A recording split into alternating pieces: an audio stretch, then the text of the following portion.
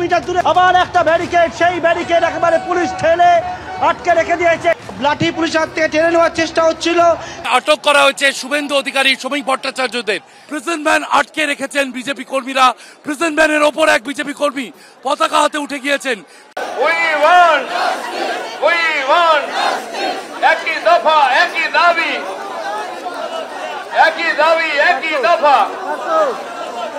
লক্ষ্মী ভান্ডার ফিরিয়ে নাও, আমার বোনকে ফেরত দাও। লক্ষ্মী ভান্ডার ফিরিয়ে নাও। আরজিকর কাণ্ডে বিচার চেয়ে এবং মুখ্যমন্ত্রীর পদত্যাগের দাবিতে বৃহস্পতিবার বিধাননগর থেকে স্বাস্থ্য ভবন অভিযানের ডাক দেয় বিজেপি।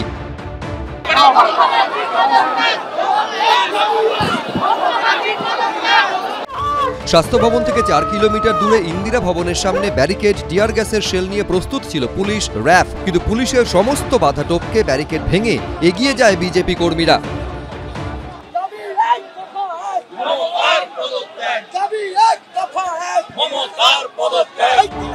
ইন্দিরা ভবনের কাছেই পুলিশ শুভেন্দু অধিকারী, শ্রমিক ভট্টাচার্য সহ একাধিক বিজেপি নেতাকে ধরে।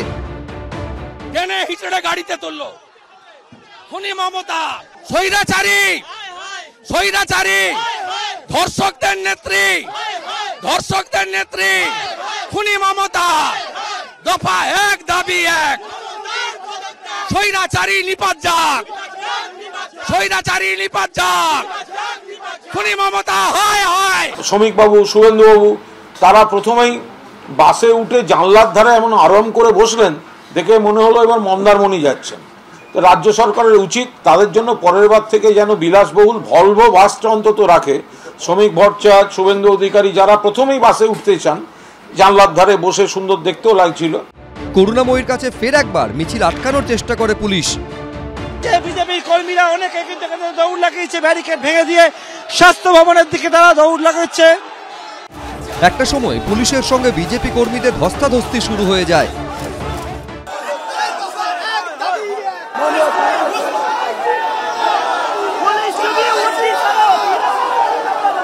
গুলি খেতে রাজি আছি বাংলার মা বোনদের বাঁচাবার জন্য, মমতা ব্যানার্জিকে সরাবার জন্য। আমরা উই আর রেডি। স্বাস্থ্য ভবন থেকে কয়েক পা দূরে মিছিল শেষ করে বিজেপি। মুখ্যমন্ত্রী স্বয়ং বিধানসভা ভাঙচুর করেছিলেন, তাই মুখ্যমন্ত্রী সবসময় ভয়ে ভোগেন। বিরোধী হলেই বুঝি ভাঙচুর করবে, আগুন জ্বালাবে। বলে না মুখ্যমন্ত্রী, আমরা বিজেপি, আমরা দেশভক্ত, আমরা নরেন্দ্র মোদীর ভক্ত, আমরা ভাঙচুর করি না। উদ্দেশ্য প্রণোদিত গোলমাল করতে গেছে বিজেপি। স্বাস্থ্য ভবন অভিযান এখন কেন? তদন্ত করছে সিবিআই। যান সিজিও গিয়ে অভিযান করুন।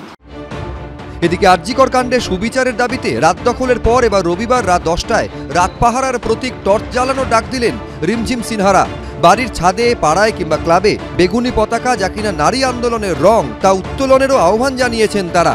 শিবাশিস মৌলিক, সুকান্ত মুখোপাধ্যায়, পার্থপ্রতিম ঘোষ, এবিপি আনন্দ।